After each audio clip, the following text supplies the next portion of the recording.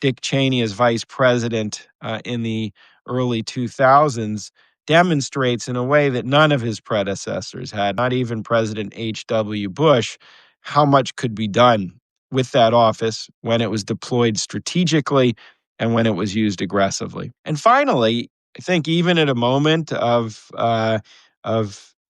memorializing Dick Cheney as the funeral is taking place, it's important to note he was extraordinarily controversial. And the way in which the war on terror was constructed as one area where many human rights were kind of violated, and torture was deployed as part of that policy. And secondly, the war in Iraq, both of which became hugely not just controversial, but also led to the extreme unpopularity of President Bush by the end of his term. And some argue really kind of created rifts in the Republican Party that led the way to President Trump remaking it. So I think that's also part, and as Lee is saying, there's also a legacy on domestic policy.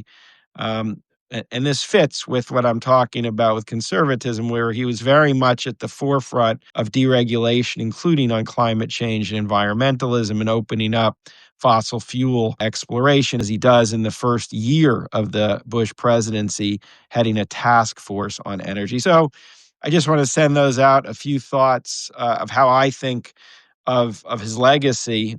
There's much more, but those are some of the key points. Thanks for listening, and we'll talk soon.